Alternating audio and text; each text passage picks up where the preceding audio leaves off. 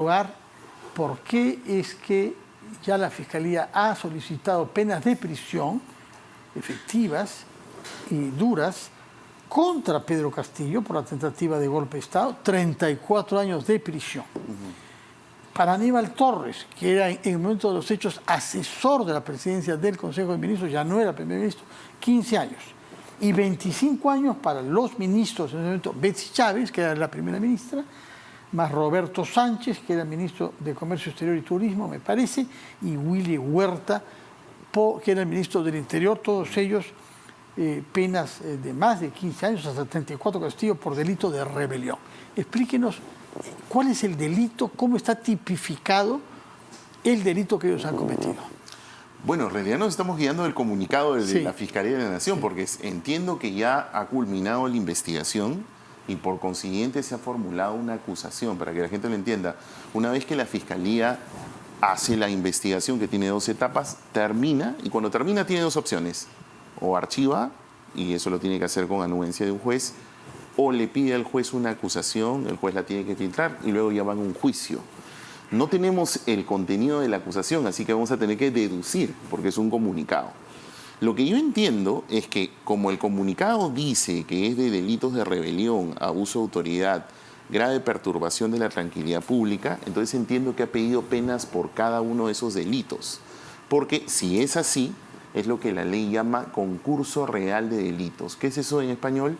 Que una persona en diferentes momentos, que pueden ser secuenciales, comete una serie de delitos que tienen penas independientes y que se suman. Por eso es que deduzco, y vuelvo a repetir, subrayo deduzco porque no tenemos la acusación. Todavía ¿no? Entonces, lo que entiendo es que se han sumado y de allí que en el caso de Castillo son 34 y en el caso de los demás depende pues del nivel de participación que la Fiscalía, entiendo, ha concluido luego de la investigación. Hay que tomar en cuenta, Fernando, que al menos cosas que sí se conocen en el transcurso es que recordemos que el presidente Castillo ha estado en un primer momento con detención preliminar cuando recién estaba en la fase inicial de la investigación, luego tuvo prisión preventiva y él tuvo derecho, como es lógico, a apelar y la Corte Suprema se pronunció sobre esas situaciones. Y ahí más o menos como que hay un derrotero, ¿no? que creo que por eso lo cito, porque puede dar una idea de qué sucedió. La Corte Suprema al menos entendió en esas resoluciones de que el hecho de haber dado ese famoso discurso en el que se produce la ruptura del orden constitucional, para la Corte Suprema sí era un delito de rebelión. Eso, y lo señalo porque más allá de lo que podamos decir los abogados, quienes opinan o lo que fuera, al menos creo que ahí se marca más o menos la cancha a la luz de lo que dijo la Corte Suprema en esas oportunidades. Algunos, sobre todo los abogados, sobre todo el argentino, ¿no? Claro. Un señor peronista que no, también pues, es abogado, claro.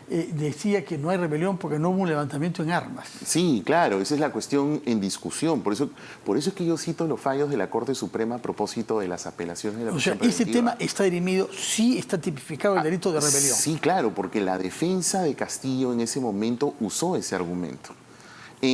Al momento de que tiene el derecho de poder apelar las órdenes de prisión preventiva. Por eso es que lo menciono, porque la Corte Suprema al momento de resolver las apelaciones es de público conocimiento, y por eso lo menciono, ¿no?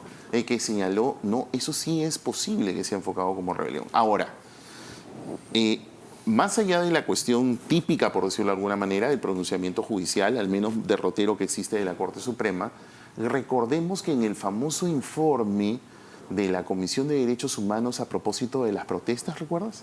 Muy bien, que dio lugar a muchas polémicas. Sí, muchas polémicas, pero la Comisión, pero más allá de eso, hay un tema bien importante. La Comisión Interamericana en ese informe reconoce que lo que hizo Castillo fue una ruptura del orden democrático. Esa es la expresión que usa. Nunca se usa golpe de Estado, claro. Y que yo recuerde tampoco rebelión, porque no es un delito que existe en todos los códigos penales. Exactamente. Sin embargo, es importante porque, y por eso, ¿por qué lo menciono? Porque al menos, más allá de las defensas formales de Castillo en materia jurídica, sino también incluso las políticas mencionan de que él no cometió un golpe de Estado. Él mismo, ¿no? Y su abogado argentino, que parece que es una eminencia para algunos, sostuvo que era un gesto patriótico, una proclama patriótica. Eso fue lo que nos quiso hacer creer. Por eso es que menciona el informe de la Comisión Interamericana de Derechos Humanos, porque más allá de que hay un debate sobre los hechos que menciona el informe de la Comisión, unos a favor, otros en contra, e incluso muchas fuerzas de izquierda que dicen el informe de la Comisión. Bueno, por si acaso recordemos, la Comisión en varias partes de ese informe quebrantamiento del orden constitucional. Eso fue un quebrantamiento del orden constitucional. Pero quebrantamiento del orden constitucional tiene una traducción tipificada en nuestros códigos. Muy buena pregunta. Al menos la Corte Suprema, más allá de la opinión que podamos tener diversos abogados, al menos la Corte Suprema en los trámites de apelación de la prisión preventiva dijo que sí. O sea, por eso es que lo menciono. Sí, por eso digo, podemos criticar, es más, a niveles de especialistas o académicos podrían decir la Corte Suprema está equivocada. Bueno, son discusiones, total, todos tenemos derecho a la crítica de las resoluciones judiciales, al menos es una cuestión constitucional. Ahora, pero la Corte Suprema ya ha dicho que sí. Que una constitución como la peruana no previó, no hay por qué prever que se va a cometer un golpe de Estado. No es un tema que deba ser establecido porque se presume que eso no va a existir más. Sí, lo único que existe y que además es parte de una tradición, de una vieja tradición constitucional del Perú y, bueno, en el mundo, ¿no?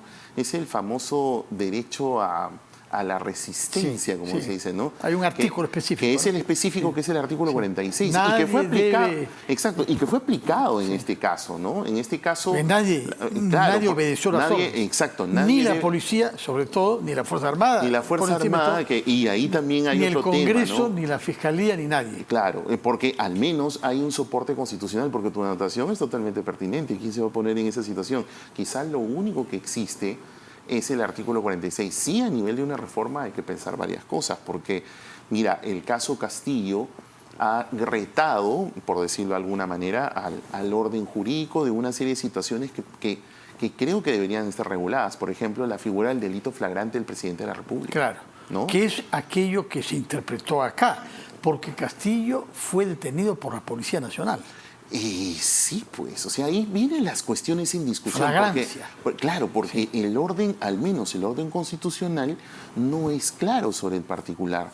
Como que tampoco es claro, por ejemplo, y ahí hay una situación bastante polémica y espinosa, sobre todo para las Fuerzas Armadas, porque a las Fuerzas Armadas se les pide de todo. En las Fuerzas Armadas, por ejemplo, la Constitución establece que están bajo la jefatura suprema del presidente de la República. Se dice que no son deliberantes. Sobre la no deliberancia, incluso el Tribunal Constitucional tiene un viejo fallo en donde dice, la no deliberancia no significa que estén mudos. Lo que dicen es que lo que ellos opinen dentro de su profesión, que son las armas, es que eso no es vinculante para los tomadores de decisión, que es el poder civil, el poder constitucional. Ahora, y ahí es el tema que puesto que lo menciona usted, ese día, 7 de diciembre, hubo una reunión de los 3 comandantes generales en la sede del Comando Conjunto con el jefe del Comando Conjunto y el, por entonces, comandante general de la policía encargado, general Álvarez. Sesionaron esa misma mañana y se pusieron de acuerdo sobre cómo estaba prevista una vacancia eventual esa tarde. Nadie sabía en ese momento que el señor Castillo daría este discurso antes que la hora de la vacancia, que era las 15 horas de la tarde, me parece. La Fuerza Armada no habrá deliberado, pero sí ha reflexionado. Y me parece que usted mismo fue consultado previamente. Sí, por supuesto. ¿En qué sentido? ¿En qué sentido? 2 semanas antes, más o menos. Yo recuerdo que a mí, por ejemplo, me consultaron, si no me falla la memoria, el 9 de noviembre. Y esto que estoy comentando, además, Fernando, te agradezco la pregunta porque es público. Está en el libro de la periodista Stephanie Fernández que se llama Palabra de Maestro. Por eso se lo pregunto. Sí, claro. El 9 de noviembre yo fui convocado por el Comando Conjunto y acepté con todo gusto. Porque en ese momento, ¿cuál era el contexto? Es importante mencionarlo. El contexto era que el Poder Ejecutivo estaba en un enfrentamiento bastante abierto con el Poder Legislativo, no sé si recordaremos. Claramente. El presidente del Consejo de Ministros en ese momento había pedido cuestiones de confianza y ya existía, porque el Parlamento había tomado ciertas, entre comillas, precauciones para regular la cuestión de confianza a través de una ley, no sé si recuerdas, Fernando. Completamente. Y pidió de cuestión de confianza sobre una ley que el Tribunal Constitucional ya había declarado constitucional. Entonces, las dudas que tenía el Comando Conjunto era... ¿Y qué hacemos nosotros frente a una situación como esta? ¿A quién consultamos? Nosotros, de acuerdo al orden constitucional, se nos dice que no somos deliberantes, y que pero al estamos final sometidos a la autoridad del jefe supremo, claro, que es el presidente. Pero luego, después asumimos responsabilidades. O sea, por ejemplo, ha sucedido ya en la historia de este país, e incluso reciente, estamos hablando del 5 de abril del 92, etcétera, etcétera. Entonces, las dudas que ellos tenían es... ¿Qué pasa si es que el Parlamento, por ejemplo, vaca al presidente en una situación política y viceversa? ¿Y qué pasa si el presidente usa la cuestión de confianza pese a estas situaciones? ¿Qué hacemos nosotros? Porque nosotros estamos sujetos al poder civil. Nosotros se supone que no somos deliberantes, pero luego nosotros asumimos responsabilidades. ¿Qué hacemos si además...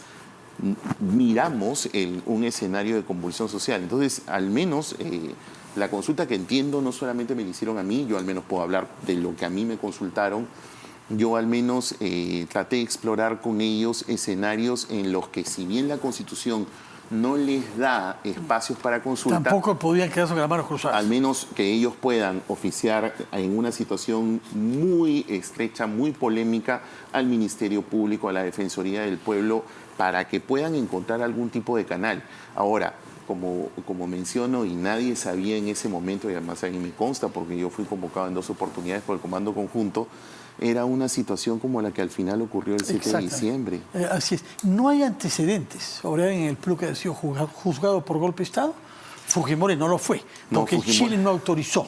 Fue la Corte Suprema de Chile que no quiso conceder como motivo de extradición esa causa. Sí, otras, pero claro, no. Bueno, al menos en los últimos 40 años, con las 2 constituciones el general recientes, Salinas Edó fue juzgado por rebelión. Él intentó derrocar a Fujimori. Creo que sí, pero no tengo el dato preciso. Haría mal habría que revisar sobre ese tema. caso. Pero este asunto de aquí es un tema que definitivamente ya hay un pronunciamiento preventivo de la Corte Suprema que creo que puede marcar. Muchas gracias por habernos recordado eso. La Corte Suprema habiendo dirimido, lo que ha permitido sin duda que la Fiscalía solicite 34 años de cárcel para Pedro Castillo por el delito de rebelión, junto a los otros que mencionó usted, abuso de autoridad. Muchas gracias, señor Luciano López, que tenga un feliz año 24 y una muy buena noche. Vamos a hacer una pausa.